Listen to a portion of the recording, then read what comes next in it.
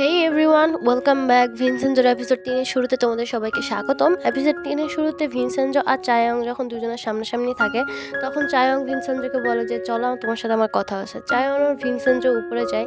ভিনসেনজোকে চায়ং সরাসরি জিজ্ঞেস করে যে তুমি কেন এই বিল্ডিংয়ের পিছনে লেগে আছো? তখন ভিনসেনজো বলে কারণ আমি এই বিল্ডিংটাকে ভালোবেসে ফেলেছি। তখন চায়ং বলে ভালোবাসা আর এমনি এমনি হয় না, সব কিছুর একটা কারণ থাকে।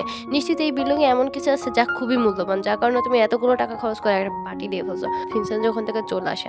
আর এদিকে দেখানো হয় যারা ওই বিল্ডিং ভাঙতে আসে তারা এত পার্টিটাটি দেখে তো অবাক হয়ে যায়। তখনই পাশে তাকায় দেখে কোনো একটা পুলিশ অফিসার। তারা তখন ওই পুলিশ অফিসারের কাছে গিয়ে জিজ্ঞেস করে কি ব্যাপার, আপনি এখানে কি করতেছেন?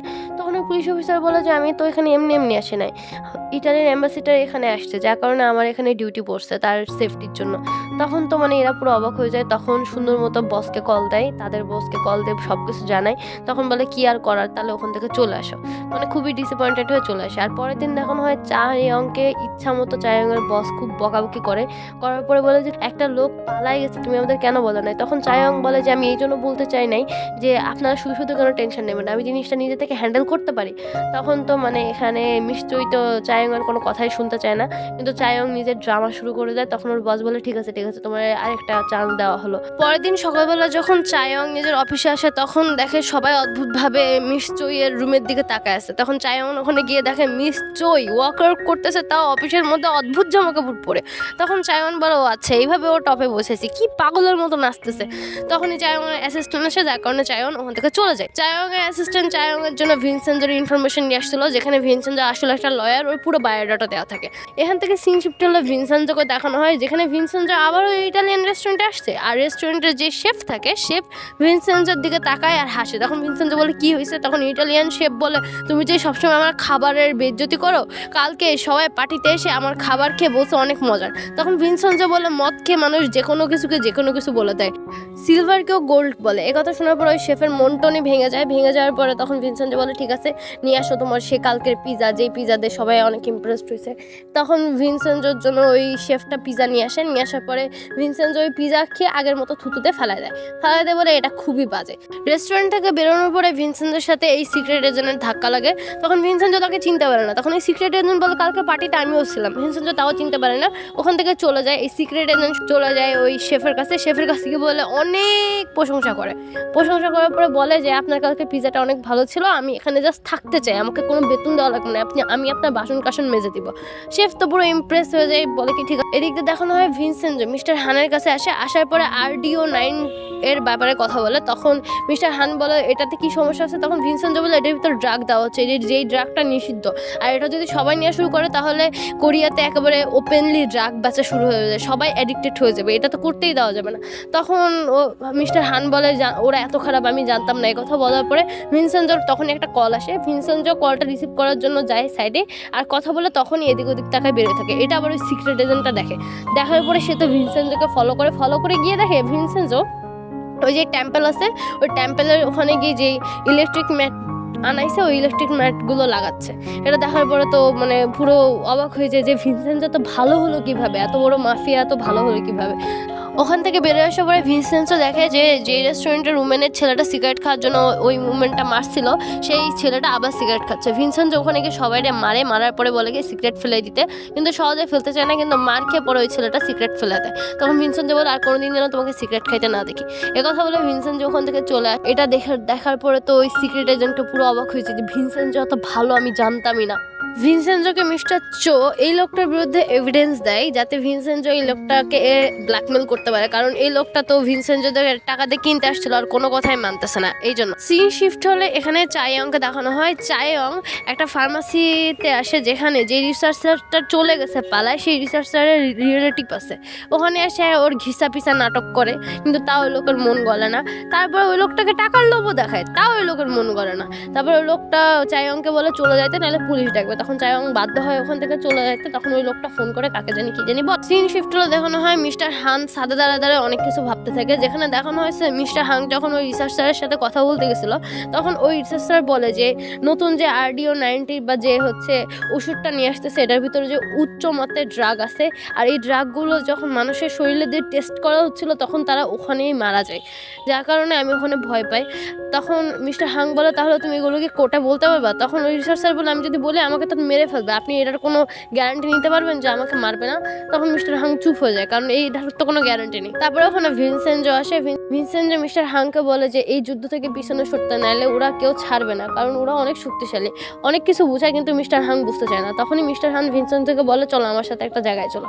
আর এদিক থেকে দেখানো হয় চায়ং যখনই বসেছিল কথা বলতেছিল যে কি করা যায়, তখনই চায়ংকে কল করে অফিস কলিগ, এবং সে চায়ংকে জানায় আজকে মিস চো একটা পার্টি রাখছে, সেখানে চায়ংকে বাধ্যতামূলক থাকা লাগবে। বিশেষ করে চায়ংকেই দাওয়াত করছে মিস চো। এটা শোনার পরে তো চায়ং অনেক বিরক্ত হয়। সিন শিফট হলো, দেখানো হয় মিস্টার হাং ভিনসেনজোকে নিয়ে ওই মেয়েটার সাথে দেখা করতে আসে যে অসুস্থ। তার সাথে দেখা করার পরে ভিনসেনজো তো একটু দূরে দাঁড়া থাকে এবং দেখা করতে চায় না, কিন্তু মিস্টার হাং তার সাথে পরিচয় করায় দেয়। আর ভিনসেনজো দেখে ইনি বন্দি থাকে, মানে এনার হাত শিকল দিয়ে বাঁধা থাকে।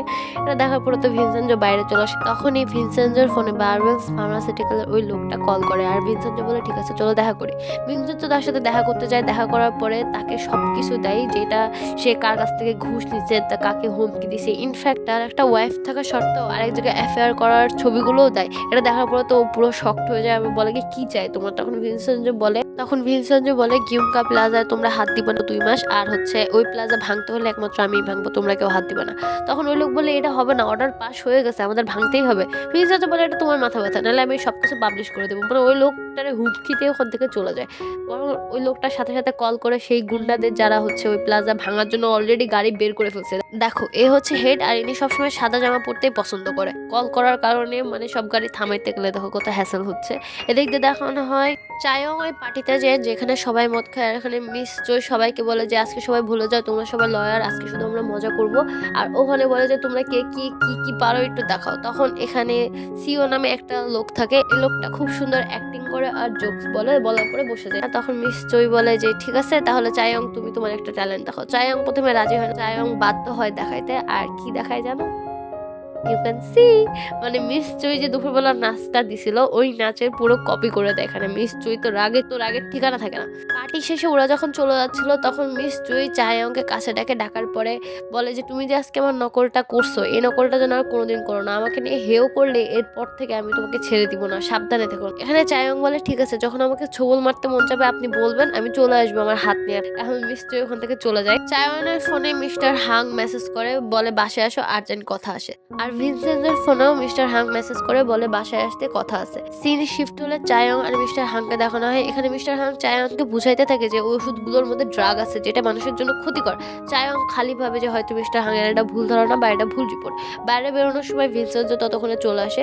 ভিনসেনজোকে চায়ং বলে যে খবরদার আমার বাবার মাথায় এরকম উল্টোপাল্টা কথা বলবো না। ভিনসেনজোর সাথে এখানে চায়ংয়ের একটা কোয়াইট ভালো কথা কাটাকাটি হয়।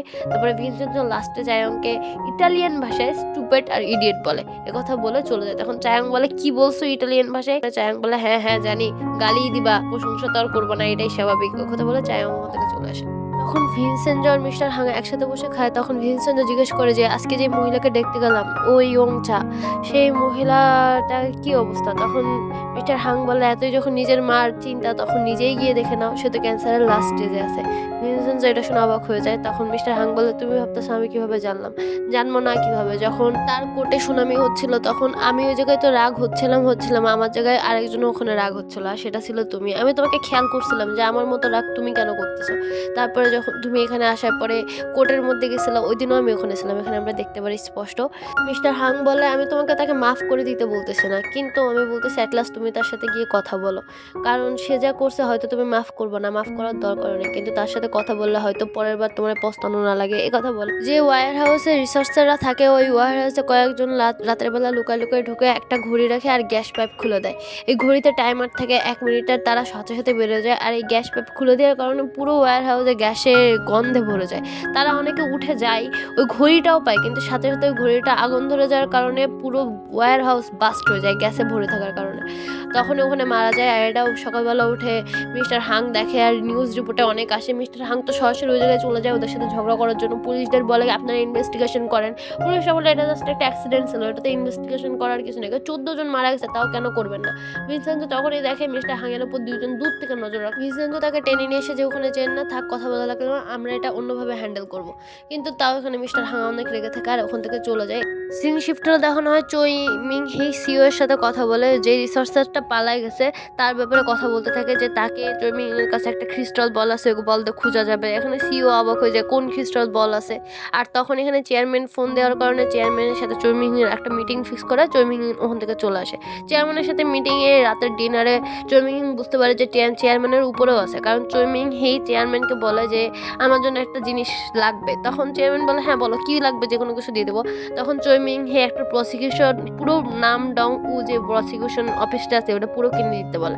চেয়ারম্যান এটা বুঝে না, বুঝে বলে আচ্ছা ঠিক আছে কিনে দেবো, এটা কি বাজারে পাওয়া যায়? চৈমিং বুঝতে পারে যে এর দুনিয়া সম্পর্কে কোনো ধারণা নেই, এই জাস্ট একটা পুতুল, এটা কেউ চালাক। তারপরে ওখান থেকে চেয়ারম্যান চলে যাওয়ার পরে মিস চইয়ের ফোনে কল আসে, আর কলে তার ক্রিস্টাল বলগুলো জানায় যে ওই রিসার্চারকে খুঁজে নিয়েছে এবং এই রিসার্চারের সাথে মিস্টার হাং কথা বলছে। এটা শোনার পরে তো চৈমিং মাথা নষ্ট হয়ে যায়। এবার এটা সিইওকেও জানায়। মিস্টার হাং যখন অনেক টেনশনে থাকে তখনই ওই রিসার্চারটা কল দিয়ে মিস্টার হাংকে বলে যে আমি সাক্ষী দিতে রাজি আছি। মিস্টার হাং তো অবাক হয়ে যায়, হঠাৎ করে রাজি কেমনে হলো। তখনই রিসার্চারটা বলে যে আমার ফ্রেন্ডদেরকে এইভাবে মেরে ফেলছে বিনা কোনো কারণে, আমাকে কেন বাঁচায় রাখবে, আমাকেও মেরেই ফেলবে, তার থেকে বলে আমি সাক্ষী দিয়ে তারপরে মরি। মিস্টার হাং অনেক খুশি হয়ে যায় যে লাস্ট একটা সাক্ষী পাওয়া গেল। ভিনসেনজো প্লাজার সবাইকে ডাক দিয়ে একটা অফার রাখে যে আমি পাশেই একটা বড় টাওয়ার কিনবো, আর ওই টাওয়ার বা মার্কেটে আমি আপনাদের সবাইকে একটা জায়গা দিব যে জায়গা আপনারা চান। তখন সবাই ভিনসেনজোর উপর বিশ্বাস, অনেক কষ্ট করে সবাই রাজি হয় যে ঠিক আছে। তখন ভিনসেনজো খুশি হয়ে যায় যে লাস্ট গোল্ড বের করতে পারবে। এদিকে দেখানো হয় চায়ং কেমিস্ট্রি ডাক দিয়ে বলে যে আজ থেকে তুমি বাবেলের কোনো কাজ সামলাবে না।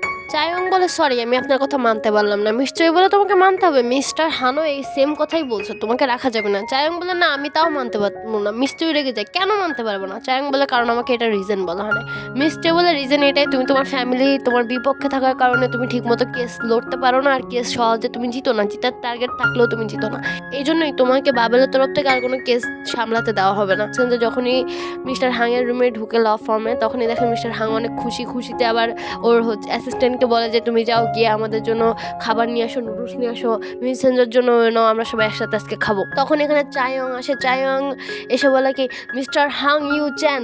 তখন এখানে যে হাংয়ের অ্যাসিস্ট্যান্ট নিজে থেকে সুন্দর মতো কোট নিয়ে বের হয়ে যায়, আর ভিনসেনজো তো বুঝতে পারে না যে কি হবে। তখনই ও একেবারে মিরর খুলে ভিনসেনজোকে ডাক দেয়। এখনই দেখানো হয় এখানে তো চায়ং ঝগড়া করতেই থাকে ওর বাবার সাথে, আর ভিনসেনজো যখনই বেরোতে যায় একবার এদিকে গুতা খায় একবার ওদিকে গুতা খায়। তারপরে চায়ং এখানে ওর বাবার সাথে অনেক বড় ঝগড়া করে যে আমার মার মৃত্যুর সময় আপনি ছিলাম না, শুধু মানুষের সেবা করতে গেছিলেন, আমার মাকে মানুষের মধ্যে পড়ানো, অনেক ঝগড়া করে ওখান থেকে বের হয়ে যায়। আর মিস্টার হাং তো বলে কি থাক তুমি ভিনসেনজো মাইন্ড করো না, এখানে যা কথা বলছে সরি আমার জন্য শোনা লাগলো। ভিনসেনজো পায়ে ব্যথা পেয়ে দেখো খারাপ অবস্থা। এখান থেকে সিন শিফট হলো, দেখানো হয় চায়ং একটা শপের বাইরে বসে ড্রিঙ্ক করতে থাকে। তখন এখানে ভিনসেনজো আসে পুরো শপের থেকে একটা বোতল পানি কিনে চায়ংকে বোঝাতে থাকে যে বাবার সাথে এরকম করা ঠিক না, আমরা অমুক রেস্টুরেন্টে আসি, ওখানে আমরা ড্রিঙ্ক করবো, তুমি চাইলে ওখানে আসতে পারো, সরি বলা লাগবে না, এসে শুধু বসে থাকো। চায়ং বলে বাবাকে সরি আমি জীবনও বলবো না। তখন ভিনসেনজো এখান থেকে চলে যায়। চায়ং ওখানে বসে অনেকক্ষণ ড্রিঙ্ক করতে থাকে। সিন শিফট হলে মিস চইকে দেখানো হয়, মিস চই তার ক্রিস্টাল বলকে কল দিয়ে বলে একজনকে না দুজনকেই মেরে ফেলো, এখনই মেরে ফেলো। এখান থেকে সিন শিফট হলে ওই রিসার্চারকে দেখানো হয় যে রিসার্চ করতে থাকে আর সবকিছু একটা নোট খাতায় লিখতে থাকে। তখনই তার দরজায় বেল করে অনেকগুলো পুলিশ আসে, বলে যে আমরা এখানে একজনের খোঁজে আসছি, আপনি দরজাটা খোলেন। রিসার্চার হালকা করে দরজা খুলে তাদের সাথে কথা বলে আপনাদের তো কণ্ঠ শুনে বোঝা যাচ্ছে না আপনার বুঝানোর। পুলিশগুলো বলে হ্যাঁ আমরা সিওল থেকে আসছি। রিসার্চার বোঝে যে এরা ওকে মারতে আসছে। তখনই দরজা লাগে, বলে ঠিক আছে আমার কিছুক্ষণ সময় দেন। এই কথা বলে সবকিছু গুছাতে থাকে, কিন্তু ওরা ওখানে বুঝে যায় যে সে পালাবে, এই কারণে দরজা ভেঙে যখনই আসবে তখনই রিসার্চার ইন মুভমেন্টে ঝাঁপ দেয়। দৌড়াতে থাকে, দৌড়ে একটা শিপে গিয়ে লুকায়। শিপে ওখানে গিয়ে বারবার এখানে চায়ং এর বাবা মানে মিস্টার হাংকে কল করতে থাকে। আর এদিকে দেখানো হয় ভিনসেনজো যখনই ওখানে বসে থাকে মিস্টার হাং বলে যে ঠিক আছে তুমি থাকো, আমি বাইরে থেকে একটু স্মোক করে আসি। ভিনসেনজো ওখানে বসে থাকে, তখন দেখে আরডিইউ নামে কল করতে। ভিনসেনজোর খেয়াল আসে আরডিইউ সেই প্রোডাক্টের কথা যে প্রোডাক্ট নিয়ে কেস চলতেছে। ভিনসেনজো তাও কল ধরে না, অনেকবার ভাবে যে ধরবো কিনা, বারবার কল আসতে থাকে। আর এদিকে দেখানো হয় লাস্ট কল করার সময় ওই রিসার্চারকে ওরা খুঁজে ফেলে আর অনেক মানে মেরেই ফেলে। এখান থেকে পরে যখন মিস্টার হান আসে, ভিনসেনজো সরাসরি জিজ্ঞেস করে আপনি কি আমার কাছ থেকে কিছু লুকাচ্ছেন? মিস্টার হান তেমন কিছু একটা স্বীকার করে না। চায়ংকে দেখানো হয় চায়ং যখনই ওখান থেকে চলে যেতে থাকে তখনই সপালা বাইরে এসে চায়ংকে বলে যে আপনার এই ছাতা রয়ে গেছে। চায়ং বলে না ছাতাটা তো আমার না। তখন সব বলে যে না একটুকে যে আসছিল সে আপনার জন্য এই ছাতাটা কিনে রেখে গেছে। চায়ং এখানে খুশি হয়ে যায় আর বাবা যে রেস্টুরেন্টে আছে ওই রেস্টুরেন্টে যাইতে থাকে। এদিক দিয়ে ভিনসেনজো মিস্টার হানকে বলে আপনাকে আরডিইউ নামে ওই লোকটা কল দিছিল। মিস্টার হাং ওই কল ফোন ব্যাক করতে থাকে, কিন্তু পিছন থেকে গাড়ি এসে ইউ ক্যান সি। এখানে এপিসোড শেষ হয়ে যায় আর এখানে চায়ং এর বাবা মানে মিস্টার হাং আর ভিনসেন্ট দুজনে অনেক আহত হয়। So tata, bye bye.